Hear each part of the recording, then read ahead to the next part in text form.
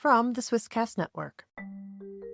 I've spent 20 years helping impact founders build businesses at scale without the burnout. Every episode of this podcast is 5 to 8 minutes with just one tool or approach you can use this week. Welcome to This Is Harder Than I Want It to Be. I'm Glinda van Egmond. Let's make it easier. Welcome to Season 2. Here we go. And I'm going to start with something a little uncomfortable. Not for you? Well, maybe for you, but definitely for the founder I'm going to tell you about today. And honestly, for me too, because I've been closer to this story than I'd like to admit. Here's the thing about building a business. When something isn't working, there's always a reason. Always. And most founders are pretty good at finding it.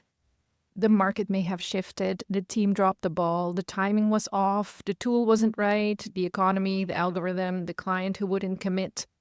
And sometimes those things are true. But sometimes, and this is the one nobody puts in a post, the thing that's slowing everything down is you. Not because you're bad at this, and not because you don't care or because you are reaching your own limits. That's what this season is about. What breaks, why it breaks, and what you actually do about it. I worked with a founder, let's call her M, and after working in corporate, she started her own company. A very mission-first company. After a successful launch, the business got some traction and the company grew to a team of 4.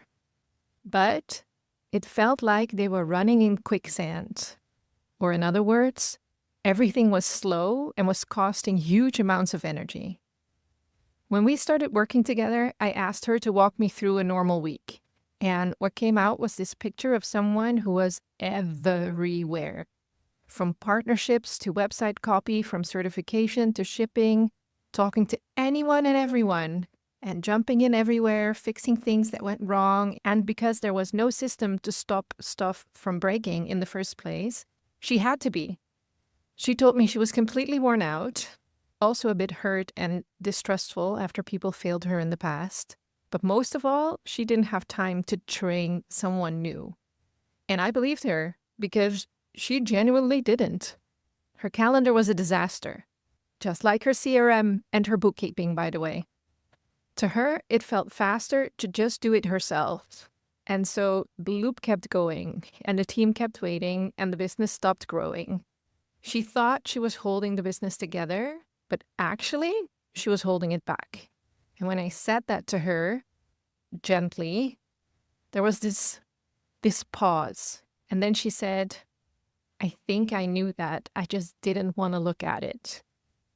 There's a concept in construction called the load-bearing wall. It's the wall that holds the structure up. You can't just knock it down because you want more space. The roof will cave in. A lot of founders become load-bearing walls in their own business. Everything runs through them. Decisions, approvals, relationships, institutional knowledge that lives nowhere except inside their own heads. And for a while, that works. It works because in the early days, you are the business. Your judgment, your relationships, your ability to do 12 things at once, that is the business. That is the product. But at some point, your business grows around you.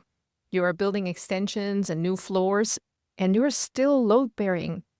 But you're also starting to quietly crack. Because it becomes more and more that you need to carry.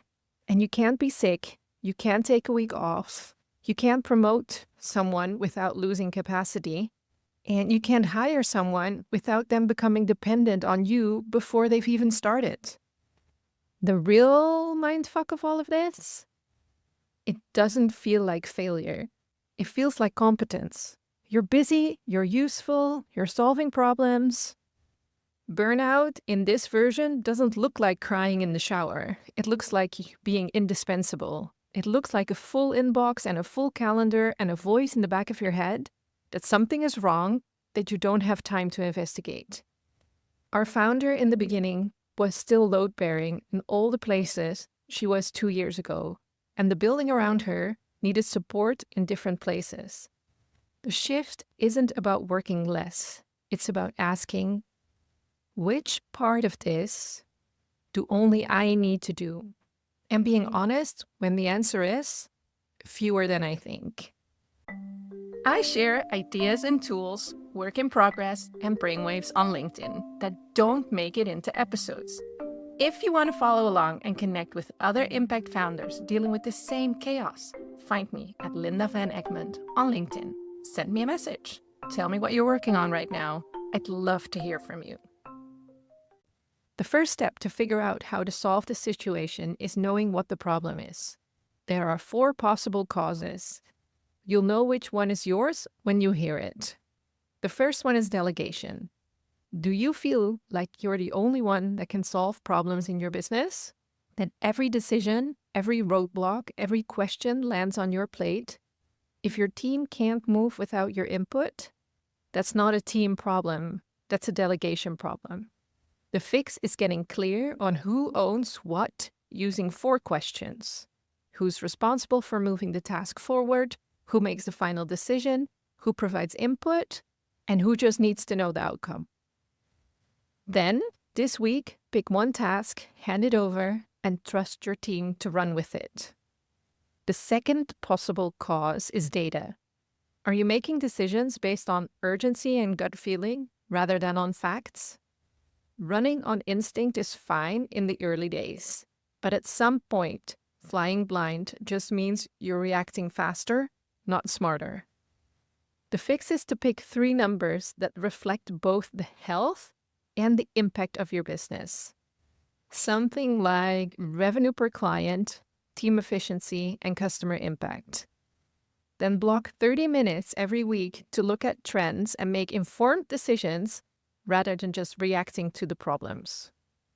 The third one is planning, or the lack of it. If your days are consumed by putting out fires and you never get to do the things that you would actually need to do to move the business forward, that's not a workload problem. That's a priorities problem. The fix is quarterly strategic sprints. Every 90 days, set 3 priorities. Just 3.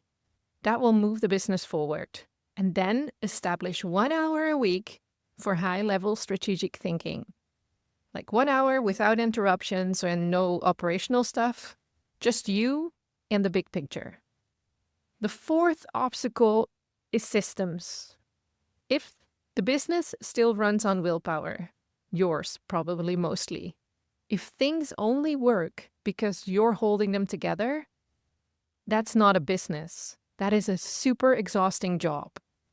The fix is to document your 3 most critical processes, the areas where consistency matters most. Probably it's in client delivery, marketing, and finances. Those are good places to start. Then look at what can be automated using the project management and workflow tools you already have.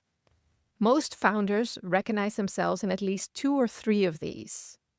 The founder from the beginning of this episode absolutely did. And the honest conversation about which one was actually driving the stuck feeling, that was the beginning where things started to shift. So, this week, which one of the 4 is costing you the most right now? Just pick one, it's probably just one. And that's where you start.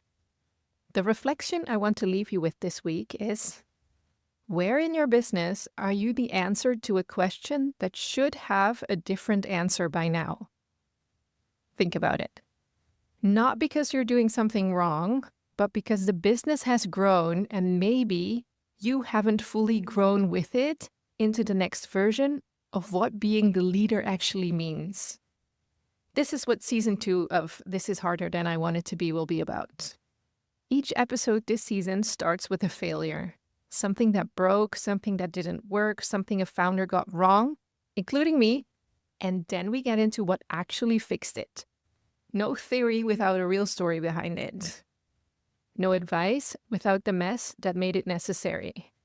Because I think that's actually more useful than another episode about what you should be doing. Most of you know what you should be doing. What's harder is understanding why you're not doing it yet and what's getting in the way. It's not criticism, that's just where season 2 starts. If this is helpful for you, share it with another founder who might need to hear it. See you in 2 weeks. That's it for this episode. Check the show notes for ways to connect with me because we all know impact founding is much harder than we want it to be. I hope this makes it easier. This podcast is a production of the Swisscast Network, amplifying English-speaking voices in, for, and about Switzerland. Learn more at swisscast.network.